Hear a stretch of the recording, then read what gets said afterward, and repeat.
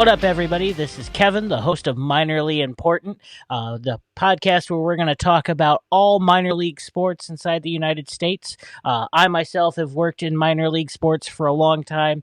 I ran the drum line for the Mad Ants, who's a G League team that was based out of Fort Wayne, and then I also started the drum line for Fort Wayne FC, a USL League 2 soccer team that's also based out of Fort Wayne. I'm joined here by my co-hosts here, Dylan.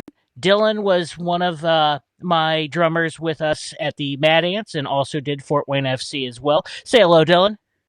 What's up, guys? Hey, how's it going? My name's Dylan. Like he said, I joined with him on the beginning of the Fort Wayne Mad Ants drumline back, 8-9 years ago? How long's it been? Yeah, it was 2016. Golly, I feel old. Anyway, good stuff, man. It was fun. Got to hit drums, yell at people. It was a good time. It was a good time. It was. And then we're also joined by another member of the drum line, Colin. Colin, what's up? Hey guys, my name's Colin. Just like the other two guys before me, minor league sports is just really big in Fort Wayne. And when Kevin came with me to the idea of doing the drumline for the Mad Ants, you can't say no to that crap. Come on, you got to say yes. Right. I mean, You get courtside seats, and you get to heckle a little bit, of course, in a nice way. And the 9 years this was going on for. As the three OG members that are doing this podcast right now, how much it grew and just how fun it was being around everybody, all the new people met, and at one point, everybody worked at the same spot except for me. So that was pretty cool. Yep. Odd man out. Yeah. Yep. Odd man out. And then we have a couple other guys on here that are not part of those groups. The first one is James. James's dad worked in the front office. I'm going to let James talk to you about that. But James's dad was in the front office as a team president for an ECHL team. What up, James? How we doing, guys? Hey. Good. Yep. My dad was team president of the Fort Wayne Comets from 1990 to 2023. I've seen a lot of minor league hockey over the years. It's just a lot of fun, and got a lot of stories to share. Heck yeah. Awesome. Well, we're excited to hear them. And then last but certainly not least, we've got Ryan here. Ryan is never really worked in minor league sports, but he's an avid sports fan. What up, Ryan? Yeah, hey guys, how's it going? Oh, good. Good. Yeah, like Kevin said, I'm just big fan of sports in general. Former season ticket holder of the Comets, and I just attend every Comet game I can go to. Sounds like you fed James for a while. Yeah, I was gonna say we can get into that later. Yeah, fed me some meals. So, so like I was saying in the intro, we are going to talk about a bunch of different minor league sports. Just off the top of my head, we're going to be talking about the NBA G League, which Colin, Dylan, and I all worked in. We're going to be talking about the AHL, the ECHL, which James's dad was a part of, and then also like the Fed Hockey League and some other really minor hockey leagues, MILB, and then USL, which is the organization of minor league soccer. So, we're going to cover a bunch of that stuff and maybe some international sports. Who knows? Because sometimes minor league players make their way to some of the international stuff as well. So we're going to cover that. But we're going to start this first episode off with just kind of talking amongst ourselves with stories from our days experiencing minor league sports. I'm going to start off with one of my favorite ones is I got to be fortunate enough to watch the Fort Wayne Comets win the Kelly Cup. Everybody says it was a COVID year. I think that's crap because they were all-star teams and it just made it harder to do it. But that was one of my favorites. And then from a performance view, I really, really enjoyed getting to be in the NBA G League, getting to meet players, getting to hang out. We've got a few guests that are already going to be on this show. Getting to hang out with Chris Taylor, who is the GM for the Mad Ants right now, and he's going to come on this show at some point. We got Tim Bauman, who is also the president of the Mad Ants, so we got him. They're going to come on, and as well as a long list of people that have already told us that they'd be happy to come on. But James, what's one of your favorite memories? I'm eager to hear some of these because you've gotten to see it from a front office kind of view. Well, first of all, when you're talking about the COVID championship year, all the Toledo fans are the ones that put the asterisk next to it. So that is correct. Yeah. They're salty because they never got to play in the first place. Yep. Yeah, they didn't get to play. They were supposed to come back with us, but the state of Ohio wasn't allowing people in the building that month, so they said we're not playing, and we got one of their best players, and he helped us win the cup.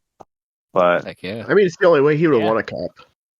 Literally, all those teams that were made during the COVID year, all the teams that came back, they had one opportunity to snag all the all-stars from all 30 other that are in this league, and to call it a COVID year in the first place. True. It should not have been made at all. Toledo's just salty. Well, and then also, every team had already picked, and the Comets were they were the last ones in, weren't they, James? Yeah, yes, we joined in February, if I'm correct. I think it was very early February. I think the league started, the rest of the teams had started in December, and that wasn't all the teams. I think we ended up with 14 playing out of a possible 26 or 27. And we were the last team to join. We played 51 games. Everybody else, I believe, played 70. But yeah, it's like you said. I mean, games were more important. We had to pick with what was left from what those teams had not already taken, and a lot of those guys were playing in Europe, and it all just came together, and it was an incredible thing to witness. I mean, we were probably 24 hours away from saying, okay, we're not going to play this year. And then a couple months later, we go on to win the Kelly Cup. So it was a fun experience, and it was pretty wild. Yeah, I remember you and I talking just in general, because you were like, I don't think we're going to play. I don't think we're going to play. And then you came and talked to me that one day, and you're like, hey, guess what? The team's together. Yep. It was, very kind of it was more of a decision. It wasn't based on doing well financially. It was just everything that everybody had been going through with COVID and everything. It was just kind of trying to bring the community together to something they're familiar with, and just kind of some normalcy, And I think that's exactly what we did. Yeah. All right. Well, Colin, what was one of your favorite moments working in minor league sports? Oh man, drumming next to you guys was one of them. Heck yeah. And not only that, buddy, like the way they treated the way they treated us as employees was like subpar to none, because they gave us tickets to invite friends and family, and then we got to play for those friends and family while that's basketball. That's probably one of the best parts. But the other part is probably getting underneath the players' skins to a point to where they jaw back at us. And one of the highlights of us doing that is when I had one of Giannis's brothers stare at me, because it was great. I don't care what he called me. I was just awesome. I love it. It was one of the coolest parts of just doing that, and I will never forget it. The fact that he acknowledged you. The fact that Giannis's brother acknowledged me. Dylan, what was yours? It was great. What was your moment? Man. Let's see, so many. Again, like you said, playing drums is one amazing thing. Like, going from not playing for quite a few years out of high school to joining the line and getting my marching chops back in, which was just awesome. But then, like you said, the jawing at the players and doing it respectfully enough, to the point where, like, hey, you're bad at your job, but you can't say obscenities because, obviously. But family friendly. Yeah, family friendly, right? Yeah. So there's a couple times. Let's see, which one's my favorite though? Golly, man. I feel like all these stories are going to come on this podcast at some point. Yeah. Oh yeah. I think it was my favorite was the player from, I think it was the Drive, if I remember correctly. It was either the Drive or Wisconsin Herd, one or the other. Yeah, I think it was the Drive where I said something like, you're bad at your job, or, pick another hobby, or something to the effect. And then he said, suck my D. And the official heard. And then man. No. The official didn't hear. Our head of security. No, our head of security did. And he had already heard it and told me that he was filing a complaint with the league. Then to find out that player had gotten fined later was quite an accomplishment for our group. It made my day. There was also a time where one guy was wearing really short shorts, and we did the whole who wears short shorts thing, and his team turned around and was like, yep, yeah. Acknowledged us, yeah. Oh my god. It was great. And then there was the one player that acknowledged that he was having fun jawing back and forth, and we said something through our social media to him on X, and it was like, he had a great time, appreciated the fun banter back and forth, and he responded to us saying it was all fun and that he appreciated our energy and stuff like that. So that was a cool one. I can't remember who that was, but he's the one that played for Wisconsin. No, he played for Wisconsin. Yeah, I remember that, but I can't remember who the player was. If you remember doing that, shout out you.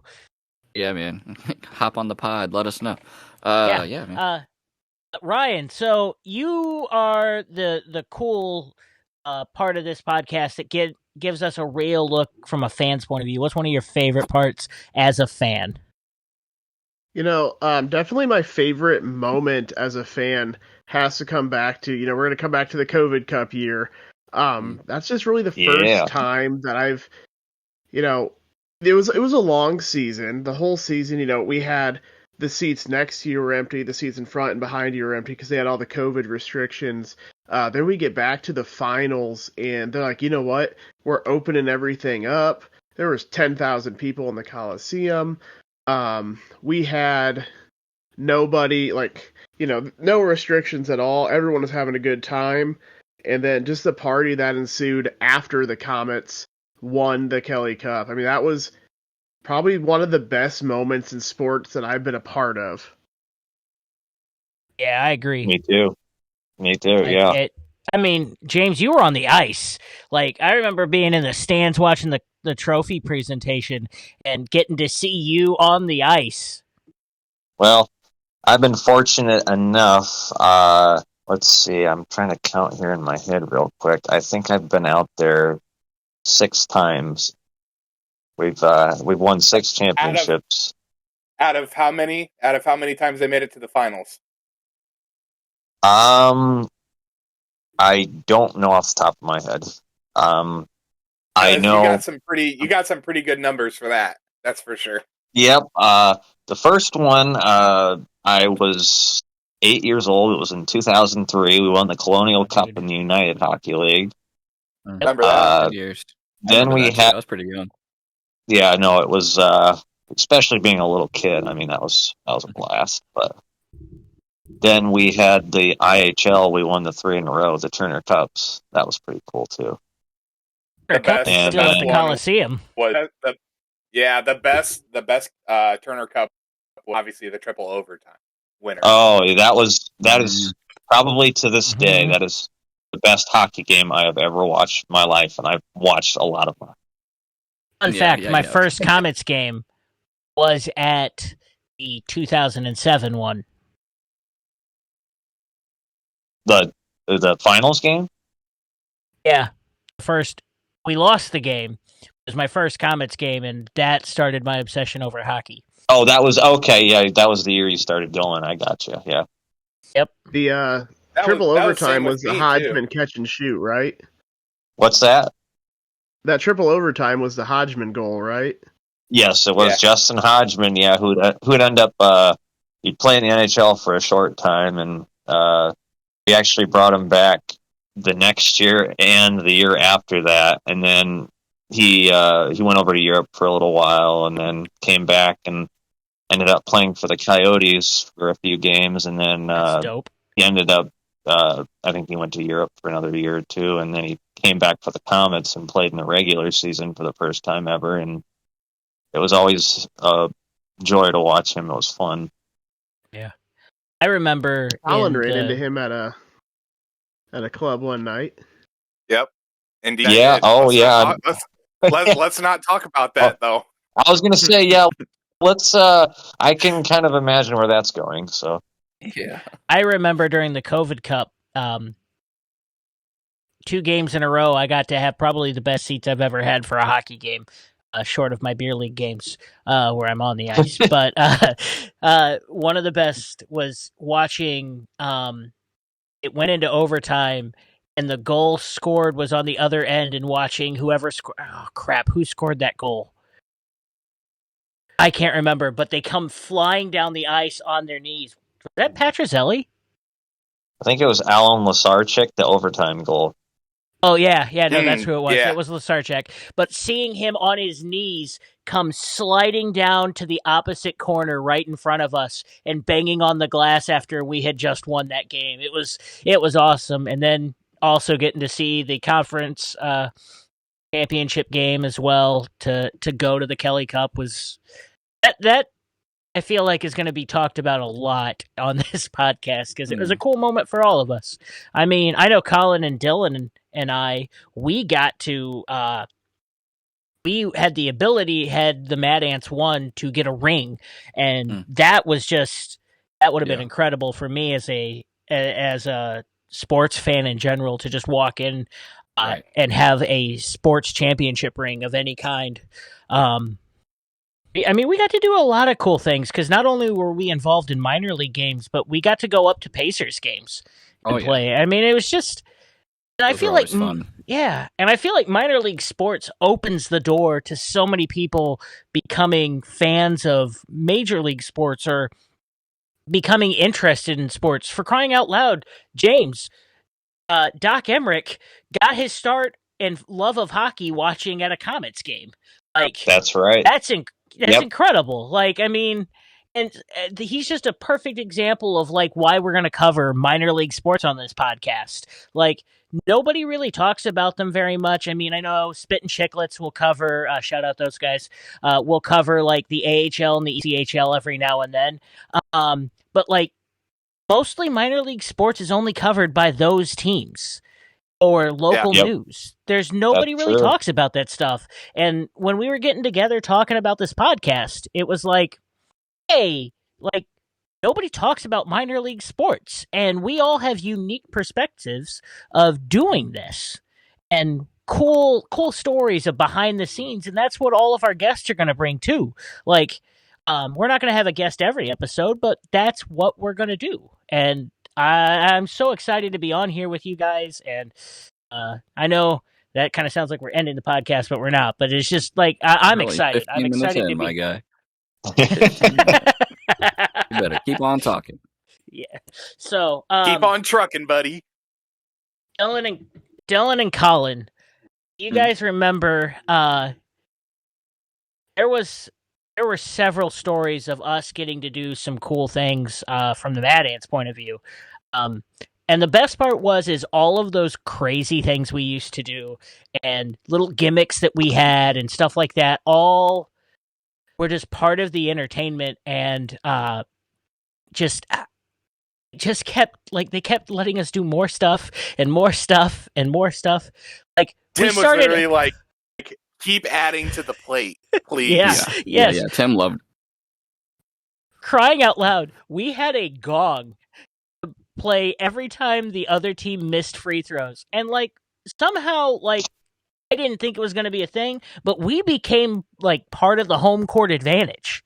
there were nights where, I mean, in minor league sports, weekday games aren't that packed. I mean, even the Comets, who this town adores, don't have like great weekday attendances unless it's a playoff game or something like that. Right. And there were times where we were the energy that night, and like it was just.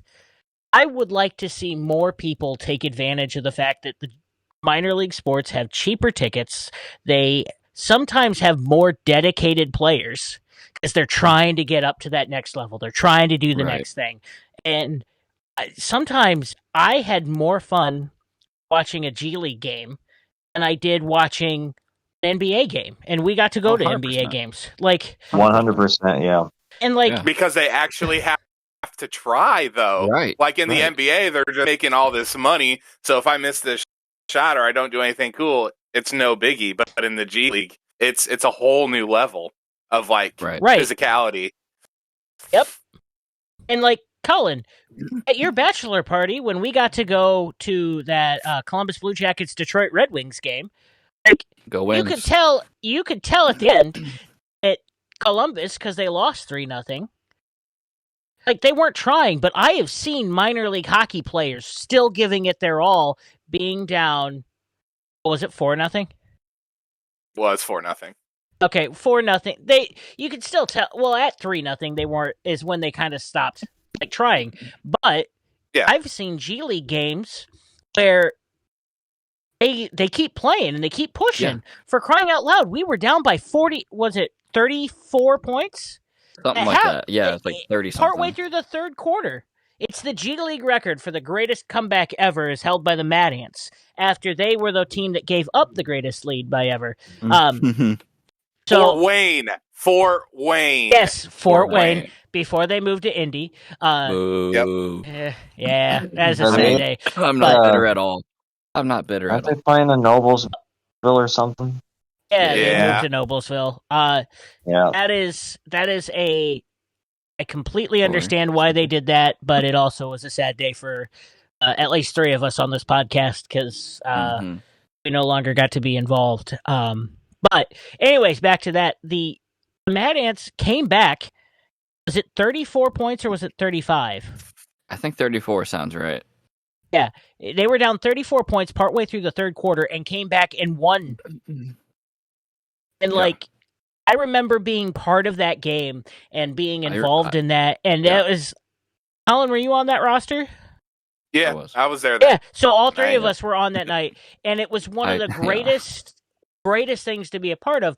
But part of that is that minor league sports players don't tend to quit. Even when they're down by that much, because even if their team's losing, they still want to prove that they're good enough to go to that next level. And like I said, I thoroughly enjoy almost going to a minor league sports game sometimes than I do to going to a pro sports. Now, don't get me wrong. I will forever, anytime I've gone to a pro sports game, I've had fun. But I get more involved watching a minor league sports team. Part of it's because I can sit closer, but the other part of it is, like I said, they try harder. Yeah, and I think not only that. Go ahead. No, you're fine. Okay. You're fine. You can go. All right. I was just gonna say, through my experience, it's not even just like the Comets, like going to Mad Ants games, and which I mean, I enjoyed. I think the fact is that you feel like you're a part of the team, and because the guys are more relatable and. It's just like you guys talking about heckling the guys, and like I feel like in like major sports that's not as much of a thing. Like they wouldn't care as much, and you just feel like you're a part of the team and you're more involved. Yeah, well, and that's like Colin.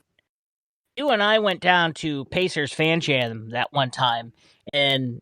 We, at Fan Jam, they do a really cool thing where you go and you pick a booth and you get tickets to go back for a player meet and greet. You don't know who they are, but there are 3 players that get picked. And we happened to pick one that had Goga Batadze. Oh, crap. Who was the other person there? The guy who got traded to Sacramento. It was, Sabonis. And then Alize Johnson, who had played on the Mad Ants and then was up there for his he was no longer on a two-way contract. He was playing for the Mad Ants or for the Pacers, but they'd send him down occasionally, and he remembered us. That was one thing that I loved about it, is we got to meet players on a personal level. And so we walk up and every other person was going up to Sabonis. Every person was going, like, making a big deal and also talking to Goga because he was the new draft pick. Yeah. Everybody was kind of leaving Alize out of it. And then all of a sudden we walk up and we all have our Mad Ant drummers jackets on and like Pacers gear and stuff like that. And we walk up and we all went straight to Alize. And he's like, what are you guys doing here? And I'm like, we came to Fam Jam. And he lit up so much because it was like, oh my gosh, people actually came to see me. And we had that connection, like James was saying. It's like you're part of the team, whether you're just a fan or you're game day operations or you're a front office staff member. You actually get to interact with the team. We would always do a thing for the Mad Ants where the Pacers would have us up. They'd say it was Mad Ants night. And the team, like the actual basketball team, basketball staff, front office staff, and the game day ops crew that they brought with them. So they would bring the dancers, the drum line, our mascot came, and we all ate together.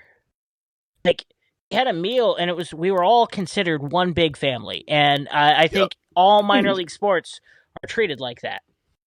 I mean, Ryan, you can attest. Yeah. You feel like you're part of the Comets when you're at a game, don't you? Yeah, absolutely. I think there's been a couple times where I've played one of the intermission games. We did the cornhole game a couple years ago. That was pretty fun. But actually, I was really drunk that night. Yes. Well, as you were at your bachelor party. But so my favorite, and I'm gonna age myself a little bit, but my favorite intermission activity that I've ever been part of was back when the Gary Steelheads were in, and I think this was back when it was the D League for basketball, but when the Gary Steelheads were in the championship game, we actually we went because my family's from over in that area, and we got to play musical chairs basketball at halftime of one of the championship games. Awesome. So I know minor league sports, they do. Yeah, and I was probably 6 years old back when that happened, but it was a lot of fun. And, that's where minor league sports, you get this opportunity. You would never see that at, a Pacers game or anything like that. Yeah, no, and it was just an unreal experience the first game that I remember working at. Just walking down on the court and, like, I know we had so much access. We did. Because and that's just the way it is with minor league sports. Like, all players are approachable. Now, we had rules, like we had to be professional about it. Like, we couldn't just go walk up and go like, "Oh my gosh, Alize or Goga or, any other player. What could we have your autograph or anything like that?" I mean, we treated it business-like and it was all there, but we were all on the same level. For crying out loud, we had a player called whose name was Walter Lemon Jr., and one of the coolest guys ever. He sat with us at one of those dinners I was telling you about. And he got traded to the Windy City Bulls, or he signed with the Windy City Bulls, and we were playing them. And I walked out, and I'm standing in front of the away team's tunnel, just looking at the court. I think we had like a halftime show or something that night. But I was just kind of soaking in, doing my little pregame walk and stuff like that. And all of a sudden I get this hug from behind. It was Walt. He came up and he's like, "What up, drummer?" And like, we still had that relationship. He was playing for another team, and I believe Dylan said it best when he walked out onto the court. He's like, "Walt, we still love you, but tonight you're our enemy." And he just looked at us and gave us the old heart symbol with his hands. That's right. And just kept going. And he told us he was going to drop 40 on us. Yeah, he did. And then he only dropped like 28. No. And we're like, "Hey, that was short of 40 there, bud." And he goes, "I'll get you all next time. I appreciate your energy tonight." And like, but that's the level that you build when you're working in minor league sports. Like, I know several people that like, "Oh, I wish I could go, be friends with this NBA player," but we were legitimately friends with these people. Like, they knew us by name. I remember playing 2K at one point and being on the bench for the Pacers, because of course I played for the Pacers every year, because I worked for them. Of course. And I looked down, when you could sit there and look up and down the bench when you were sitting on the bench, I look over, and I'm sitting next to Alizé's, person on the bench, and I'm like, it's crazy. Like, I know him in real life. Like, right. And minor league sports made that possible. Like, right. I got to do the Culture Online. That was my first experience into sports entertainment. I got to do the Culture Online, and like, I got to meet some players, but I never got to like know them on a personal level. Because they keep you guys away from them, probably. Well, and that's understandable. Yeah. But, like, it was so nice to be able to be like, like I said, we were all on the same team. The Mad Ants kept telling us on several times that they appreciated us and that we brought so much atmosphere and made it feel like an NBA game. Yeah. And the coach always said, man. Yeah. The coach was always like, yeah, man, we appreciate you guys. We were very fortunate that both coaches during our time at the Mad Ants, Steve Gansey and Tom Hankins, were both very supportive. In fact, you all can't see this, but I'm wearing a Mad Ant Drummers hat right now, and Coach Hankins was like, when I gave one to our GM who helped us order all of our stuff, he was like, "Oh, got any extras?" And I found an extra one. We got one, and I guess Tom wore it every practice. He loved that hat. It was one of his favorite hats because he said we were part of the team. And that's how minor league sports. That's not us talking about our time in sports entertainment. That's just how minor league sports are. James, like, you can attest to that from being in a front office. Yeah. I mean, I was just thinking about that as you guys were talking. My dad kept in contact with guys that played for the Comets 25, 30 years ago, and it was building friendships with those guys. And the guys that made it to the higher levels, I mean, there weren't a ton, but those are the guys you really don't hear from as much. And yeah, I think it's just those guys that didn't quite make it. They have more of a personal connection to the communities they played in, and a lot of guys that played for the Fort Wayne Comets have ended up living in Fort Wayne. So many. They just love the town and they love the people. Yep, Eddie Lawn, Mr. Comet, he raised his family here and passed away last year, unfortunately, but he lived pretty much the rest of his life here. Yeah, James, you should tell the story of Doc Emrick.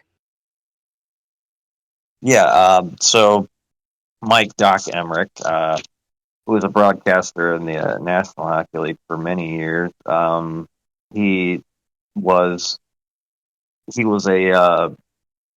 just listening to the radio, and I think he was into baseball, but he heard Bob Chase on the 50,000 watt WOWO station, and he was calling the Comet games, and he's like, "Wow!" And I want to see this. I want to be a part of this. And he's told the story of his parents driving him into Fort Wayne, and they saw the first Comet game, and he knew right then and there, this is what I want to do. I want to call these games. And over time, he developed a relationship with Bob Chase, and he would actually go up into the corners and take a tape recorder, and he would record himself doing the games, and he would show it to Bob, or Bob would listen to it, and he'd give him constructive criticism and everything. And I mean, look at how far it took him. He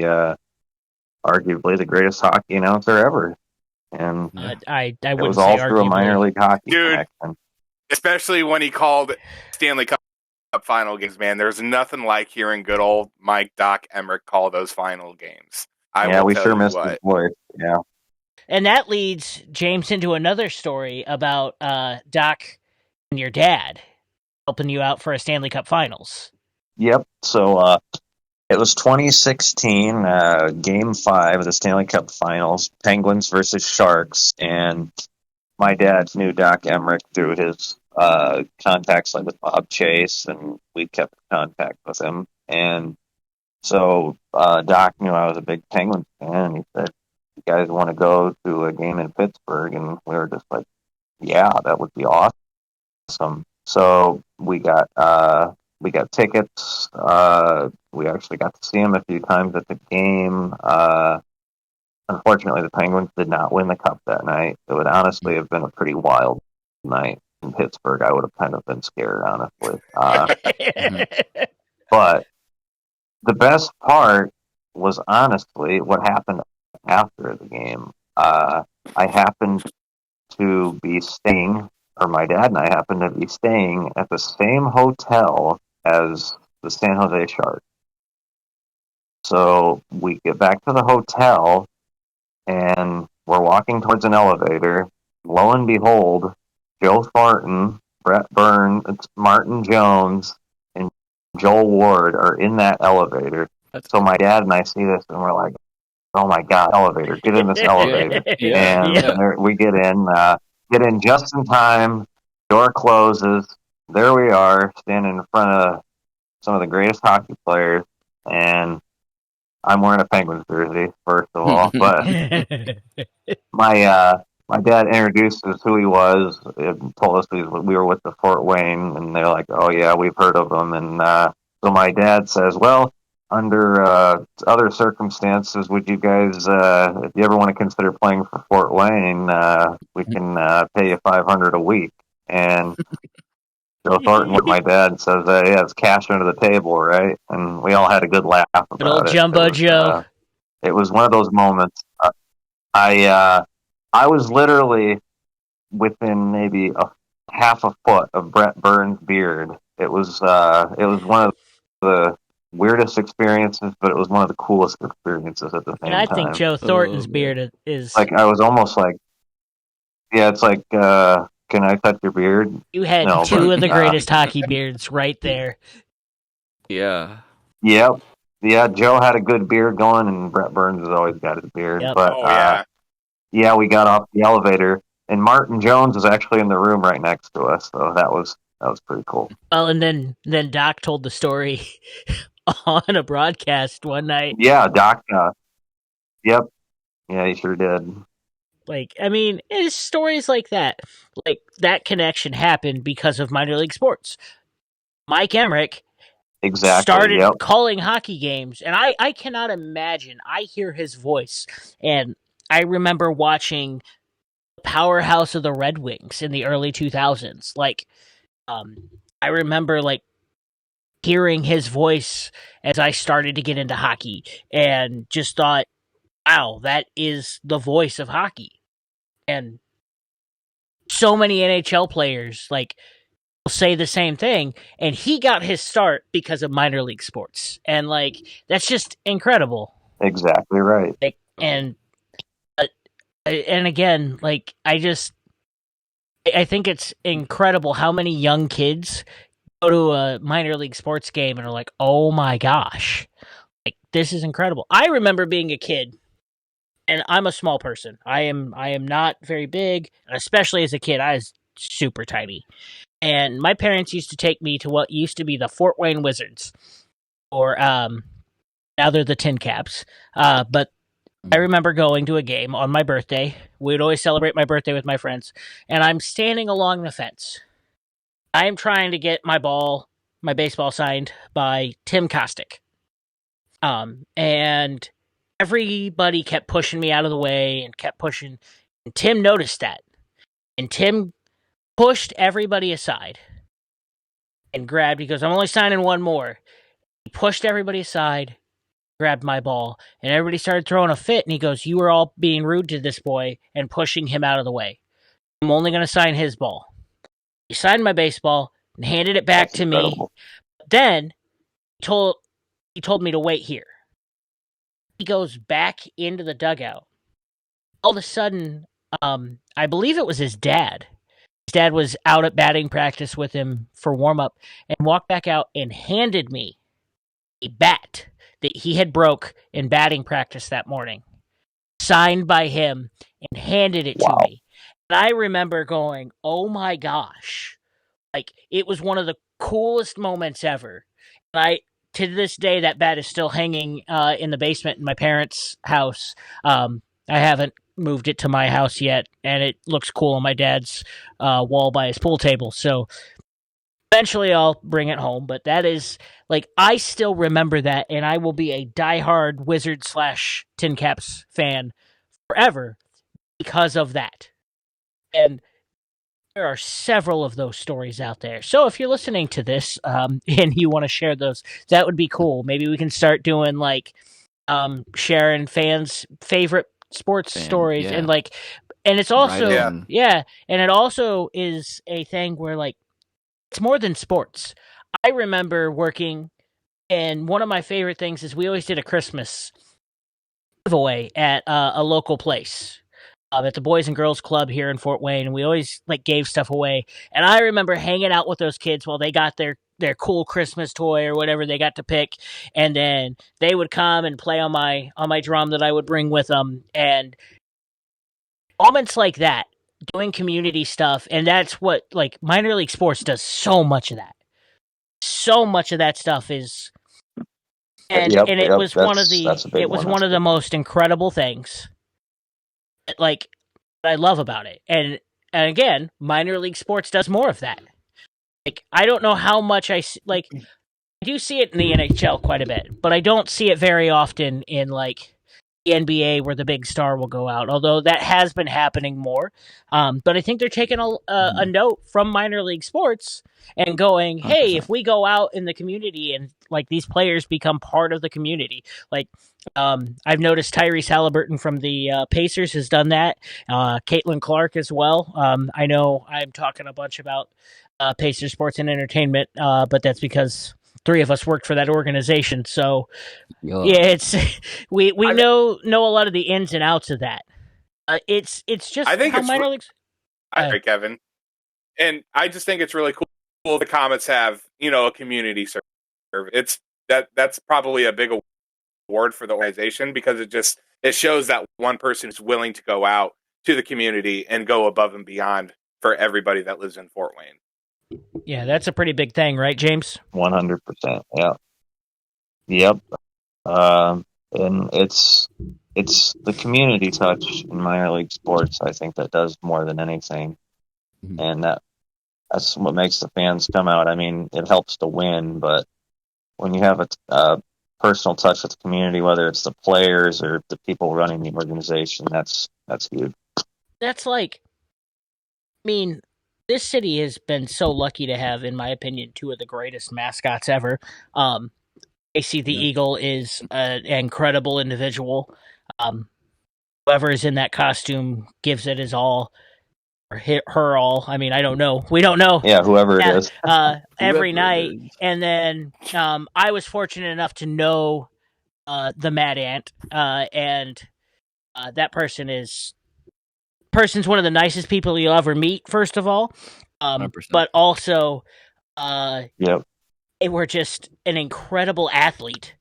Like, some of the stuff our mascots do, I mean, you could start an entire podcast just on mascots. But some of the stuff that they do, there we go. Yeah. Minor league mascots. There you go. Minor league mascot night.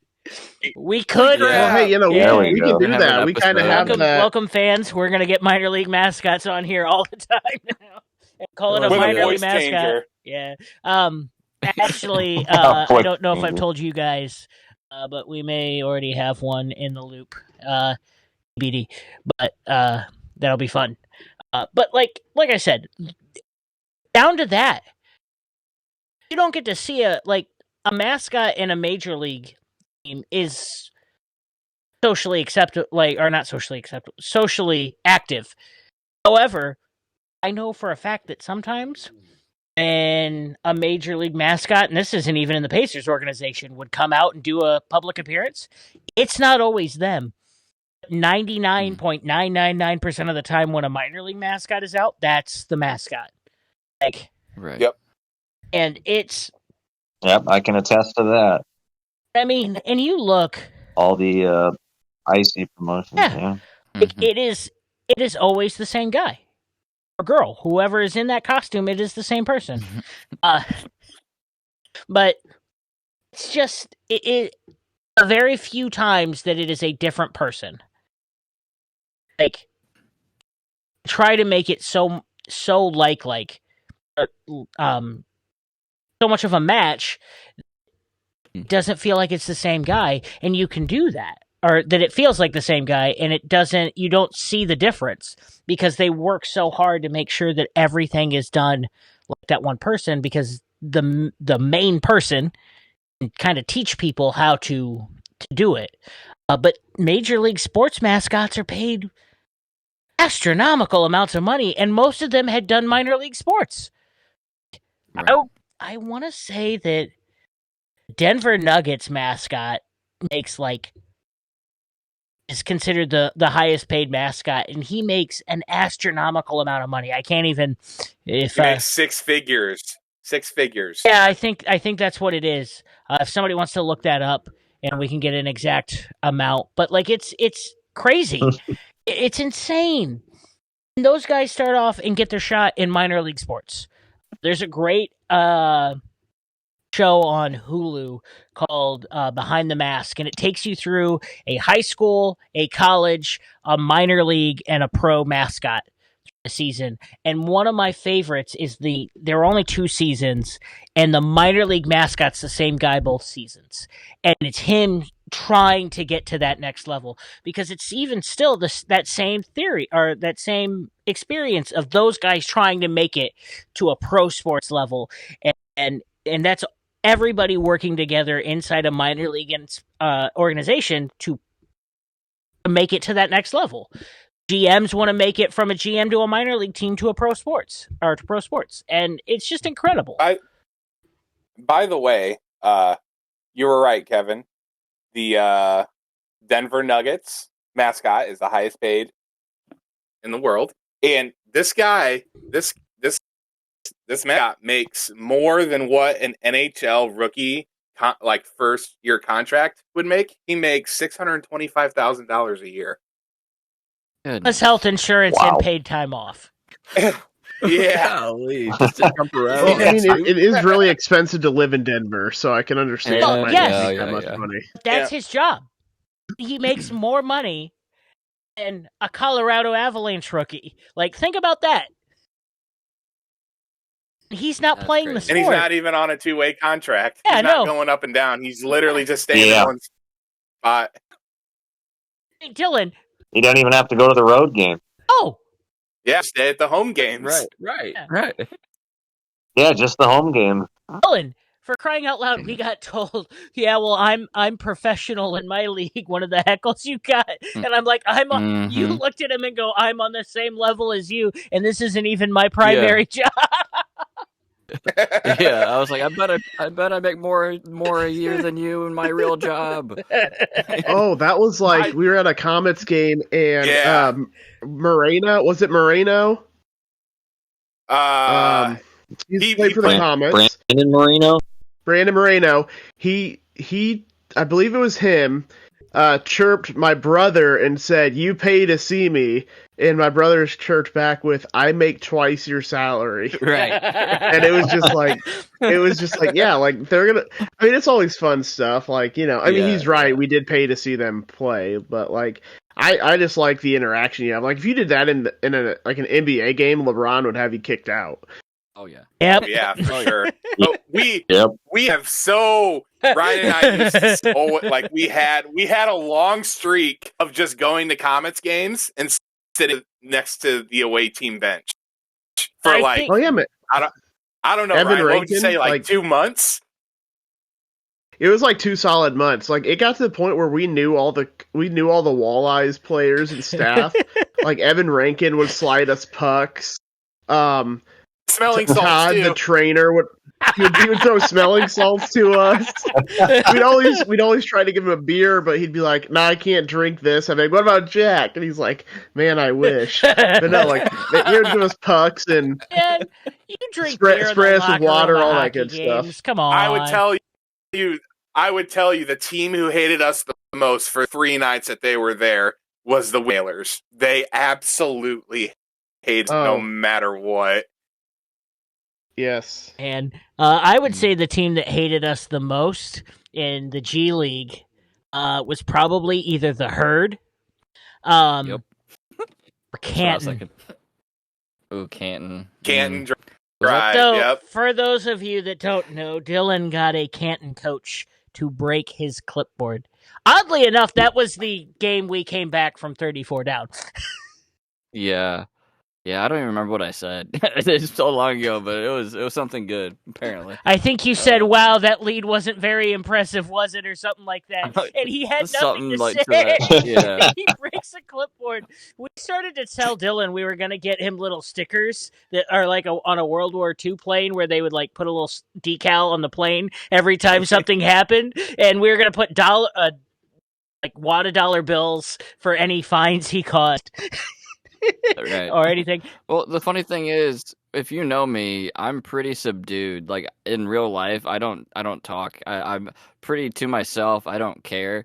But when I get into a basketball game like that, like my mouth just lights up. I don't know what it is, but like I think one of the most memorable times I've ever had with Dylan was one. This is going to be a 2-part. So one is when he said, "Sit down, bench," and everybody looked over and he said, "Go ahead and tell it." Oh my goodness! Yeah, so we were in the lead. I think we were up by like 20 or. I think so. Yes. It was, and one of their players had it was a cool dunk. I give him that. It was cool, but the bench just stood up cheering, and I'm like, "Sit down, bench!" And at that time, we were on the opposite side of the arena. So I had to yell really loud. And when you yell bench really loud, it sounds like another word. I gave Dylan a really his luckily direct supervisor. The team president was standing right next to me when I yelled it, and I'm like, "Tim, I swear, I said bench, BENCH, bench." You looked at both Tim and me, and we're like, "I swear that's what I said," and we both gave you a look of like, "That better be what you said." Yeah. Oh goodness, that was good. But go on, Colin. The second time we were playing a rivalry that goes unspoken is against Grand Rapids, Mad Ants and Grand. The Drive. Yes, the Drive. And I remember it was the last home game of the season, and the Mad Ants didn't make it to the playoffs. And Dylan and this other player were just chirping back and forth and back and forth. And he said some pretty vulgar words to him, and he says, "When I win that championship, you're gonna so, you know." And as the playoffs went on, he lost by 40 in the first round. No, they made it to the finals that year.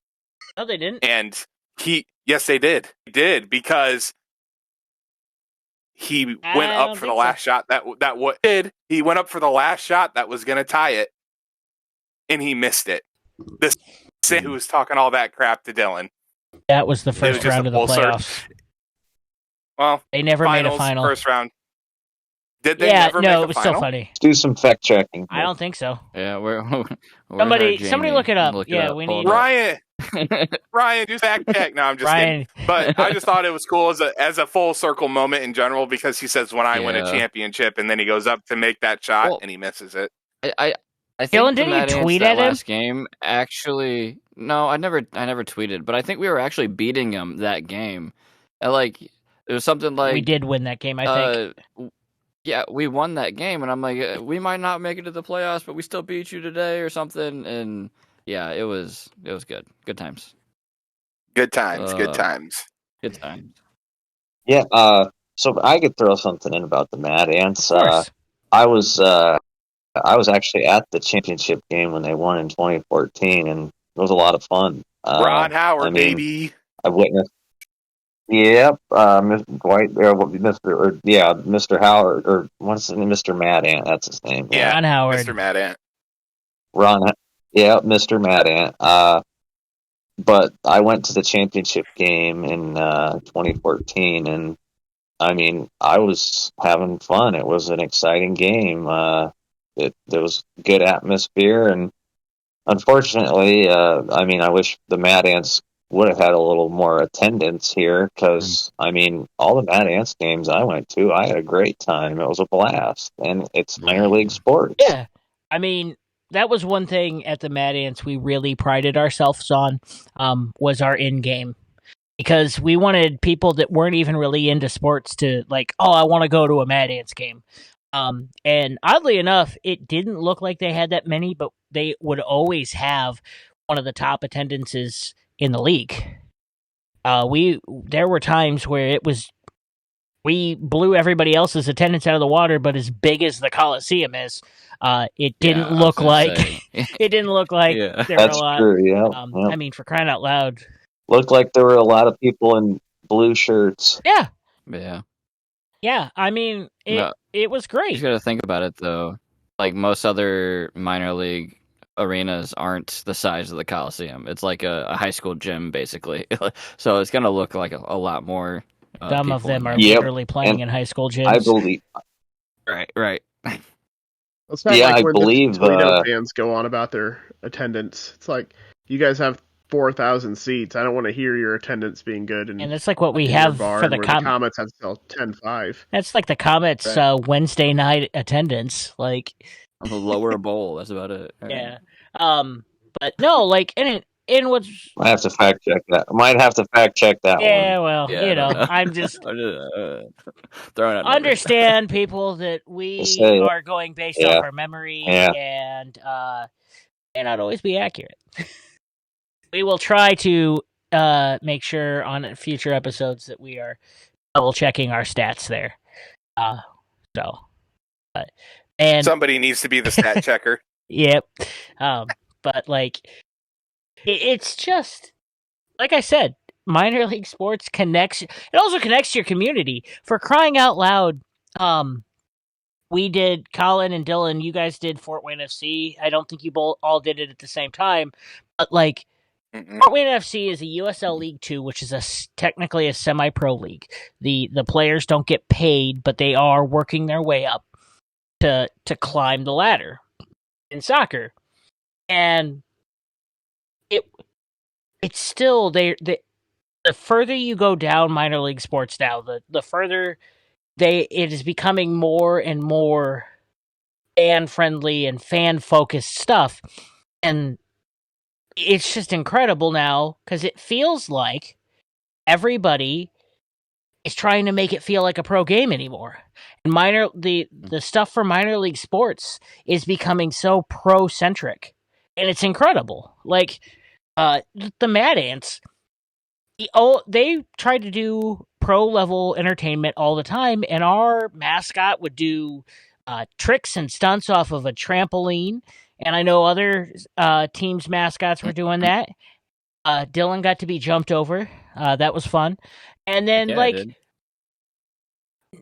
there were only two drum lines in the G League. And that's typically an NBA thing. Yep, yes, we did. Pat ourselves on the back, everybody. But, like, yeah, it was incredible. And, like, the Comets are doing stuff like that. Like, Icy the Eagle, in my opinion, is one of the greatest mascots I have seen. He gets a little vulgar. Might be biased, but I agree. He gets a little vulgar sometimes, but it's all hilarious. And, like, you know, tries to distract the other team's goalies, and he's just like, he's great. And that's the one thing about minor league sports is that the entertainment is great. So, hey, if you have good examples of that, share it with us because we'd like to showcase other teams. I know tonight we've pretty much focused on Fort Wayne area, but that's where we were at. And we have an email set up at minorlyimportantpodcast@gmail.com. So send in your stories and such like that. We will be setting up social media here soon. Yes. So don't worry. It may be set up by the time. There. Yeah, it may be set up by the time we launch this, but we're not positive yet. Possibly. So, at the time of this recording, we don't have that set up yet, but we would very much like to, and all of that. But we want to make this a portal for you, the fans, to get all of your local minor league sports teams in the public limelight. Like it is, it's such a part. A minor league sports team is such a part of their community and a big part of that we want to showcase that, and that's what this podcast is about. This podcast is about getting everybody. And it's just. Go ahead. And it's just not about. It's just not about Fort Wayne either. Yeah. No, I'm talking like about our local stuff, but like any team pretty much doesn't matter where they're at. Right. We want more. We want to focus more outside this. We want to get into it. I know a lot of our connections right now are through Fort Wayne because we've all have connections through the team. I mean, Dylan, Colin, and I were all in both Fort Wayne FC and the Mad Ants.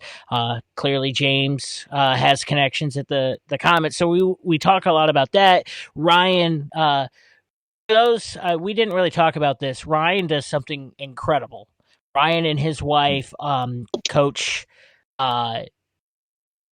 Special Olympics type teams for the high school here in town. And I meant to say something in his introduction, but I want to take a moment. We can all clap for Ryan because like that is incredible. Awesome. Getting kids like that together and talking and playing sports. And getting them, Brian, that's an incredible part, and I want to say thank you. I know one of the coolest moments for Dylan, Colin, and I was we would play the Special Olympics basketball game that was held at a local high school here, the high school that Ryan teaches at, and I just want to take this moment to shout out Ryan. Thank you for that, because that is incredible to give those kids that experience. And maybe you could tell us a little bit about some of the cool things that you guys have done with that.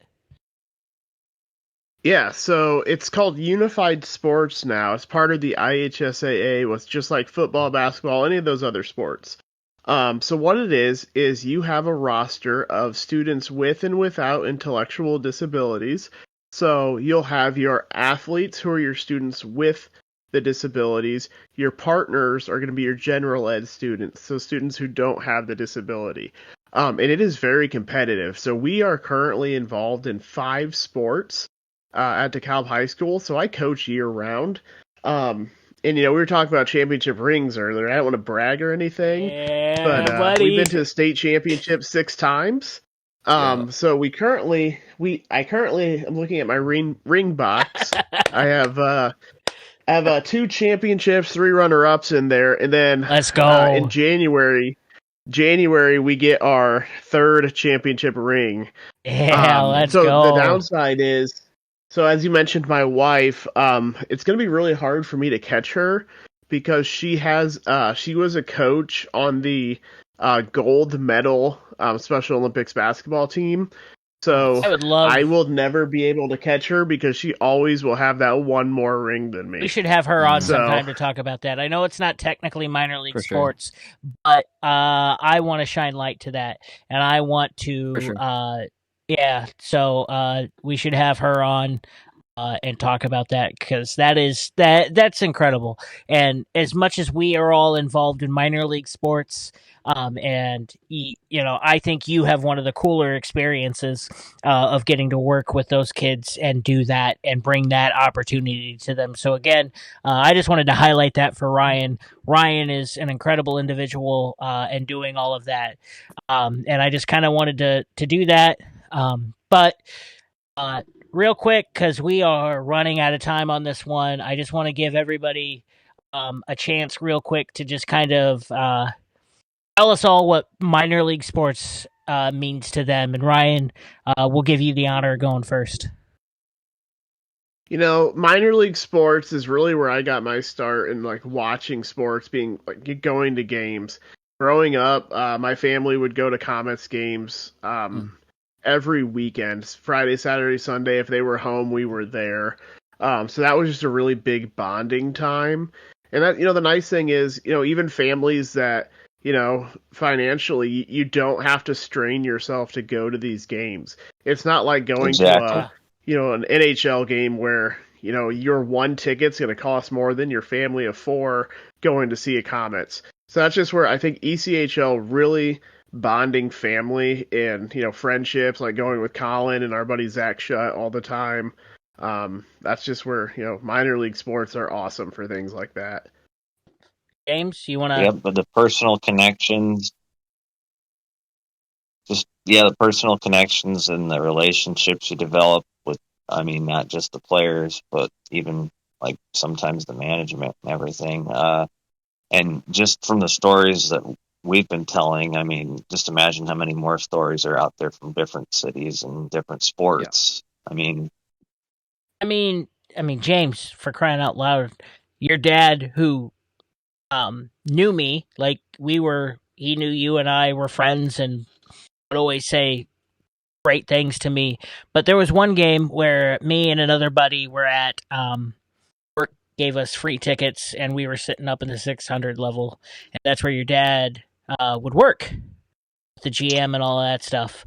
Up in the press box. I remember the GM walked by, and he's got things to think about. I'm not saying anything bad about this. He's just very busy and focused. Your dad, on the other words, without realizing it was me, because this was during the COVID season and I had a mask on, and it was hard to tell who anybody was. Your dad walked right by me and my other buddy and goes, "Oh, how you guys doing? Are you guys enjoying the game and all that?" And I'm not the only person he did that to. He did that to everybody. And that's just a testament to that. But like, working with your dad and doing all that stuff. I know there were that same game. I remember you were working the penalty box, and there was a player for the Comets that didn't that got kicked off the team, if I remember right. And he started yelling at you about drinking out of the. We can tell that story later. But like, what does minor league sports mean to you? Yep.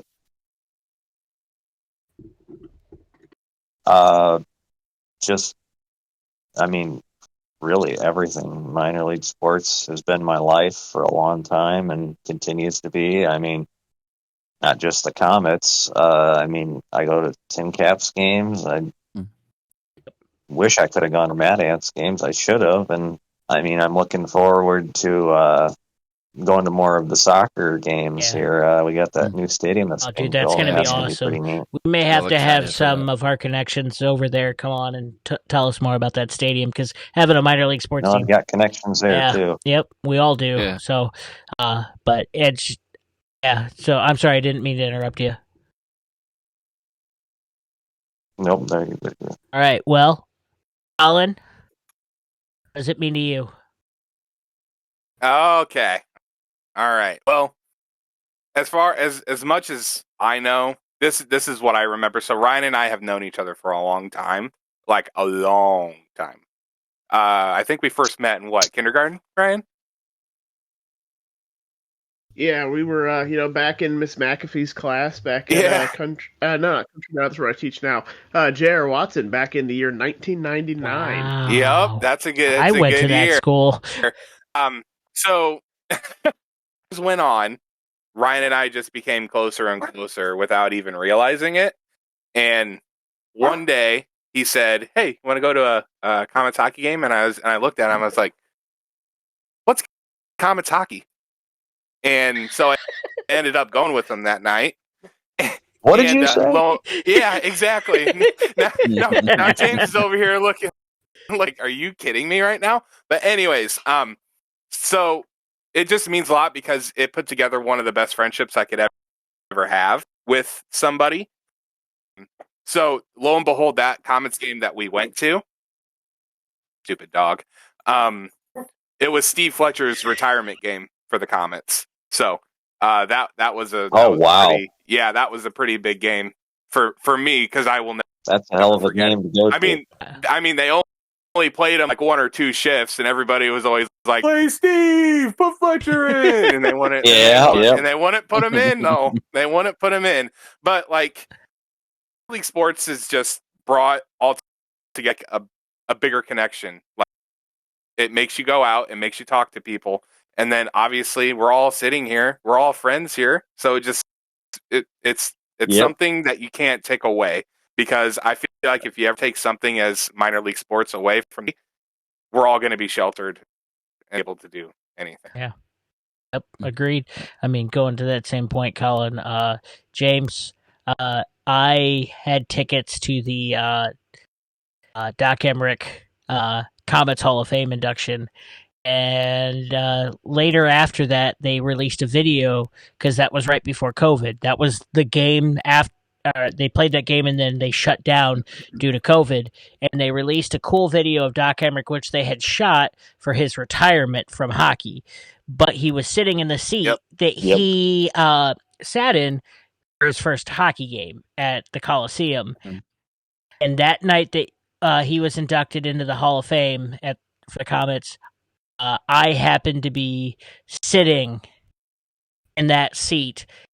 And I just, it was, okay. It was, I don't know if I've told you that story. I never knew that. But full disclosure, that was one of the coolest things that had ever happened at a Comets game for me, because I love Doc Emmerich, and that was super cool. So, Doc, if you happen to be listening, you've been an inspiration to a lot of people, and we are very honored to have you from the Fort Wayne area. But moving on, Dylan, what does it mean to you? Yeah, man. I don't know. Just growing up in Fort Wayne and having the Wizards and the Comets and like all those things to go to. Fort Wayne Fury is the first basketball team. Yeah, like we were very blessed to have the minor league teams we had in town. Like, not a lot of cities, I believe, have that many in one area. But, yeah, growing up going to Wizards games, growing up going to Comets games, just, like, it's been awesome. And then, working at the Mad Ants was the highlight. I loved that job. That was so much fun. And I'm still just a tiny bit bitter that they left, but... I mean, we all understand why they did it from a business point of view. I'm pretty sure the bitterness is going to be there for the rest of our lives. For just a little bit. Well, we'll get into it another time. Yeah. But just the way it went down. Yeah, just the way it went down left a bitter taste in my mouth. But anyway, yeah, that's basically about it. Well, I'll kind of wrap it up here. I grew up with I'm a type 1 diabetic. And I was never really good at sports. I play beer league hockey now. I was okay at baseball, but now I play beer league hockey, and James can attest because he's in the same league. I am not great, but I love sports, and I found a way to make myself involved in sports through a minor league sports team. I started out with my sports entertainment career for the Indianapolis Colts, and it was a blast. I had a great time that turned into now the Pacers High Octane line. Shout out those guys. Those guys are great friends. But it wasn't as connected to the team, and it wasn't as personal of an experience. I love those guys, and I will forever be grateful to those guys. Working for the Mad Ants made it more of a I was part of the front office team and being part of that. And it was minor league sports gave me the ability of becoming a sports person, like quarterback of my high school football team. After college, he, did a little bit. No offense, he was great. But I made it to sports and worked with the front office and the game day operations staff because of minor league sports, and got to live out that dream of being in pro sports through minor league sports. And it's just an incredible thing. But when I was diagnosed with type 1 diabetes, and it kind of foreshadowed the whole thing, I was really down in the dumps, and I was picked on a lot. And one of my dad's co-workers, he was a high school band director, which kind of, I think, foreshadowed me being in music because my dad was a high school band director. My mom was a middle school choir director. He knew the people that were in charge of what was then the Fort Wayne Fury, which was the minor league basketball system way back in the day. their entire team signed a game-issued basketball for me. And I remember getting that, and then I also remember getting, like I said earlier in the podcast, that Tim Kostick bat. And minor league sports made me feel connected to something that I didn't think I was good enough to be involved in. And then I not only started the first G League Drumline, which was only successful thanks to the people that also helped me out, Dylan and Colin, you guys included. And then James, the connection between you and your dad helped fuel my hockey obsession. And Ryan, you and I... What it's all about. Ryan, you and I got to know each other through sports because we took Colin to a bachelor party. I mean, you and I had known each other very lightly before that, but through sports. I mean, sports connects people so much. And I remember one of our front office staffers proposed at a Pacers game, or her fiance proposed to her at a Pacers game. It's just like being able to be that connected into minor league sports and sports in general is just incredible, and I will forever be grateful. And I again will say this: I think minor league sports holds communities together. It gives people an opportunity that don't normally get to sit courtside or don't normally get to sit that close and see that level. Watching a G League team it's close to getting to watch an NBA team as some people will get, and watching the Comets play is as close to going to an NHL game as people will get. And it's just, if you don't go watch minor league sports, if you live in a big city like Chicago, Detroit, Indianapolis, New York City, travel outside a little bit and go see minor league sports, because it just brings you that much closer to the sport that you love. And that's why we started this podcast. Agreed. That's why we, have all had the fortunate opportunity to work or be closely knit with within the industry. And we're hoping to bring you a little bit more closer to that and shine a light on smaller communities that have it, especially in leagues like minor league baseball in like the single or high A divisions, USL League 2. Those are two really small leagues that probably don't get a lot of attention outside of their community, and I think we're going to have the opportunity to shine a light on that. And I'm just excited to be here with you guys, and hope the listeners are going to be enjoying. We want you involved as much as we are. And so if you've got things you want us to talk about. We like good stories, too. Yeah, if you notice, stories too. Yeah, it's some good. This whole first episode was us just talking about our memories and talking about minor league sports, and we want to share your stories, especially because it's more than sports, and that's more so the case in minor league sports because the players are more available, and you have sit closer, and it's cheaper. You can take your entire family, but. I think we've pretty much run out of time for this episode.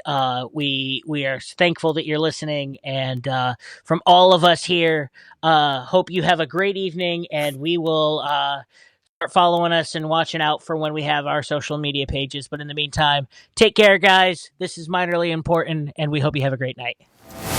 Cue the music. See ya.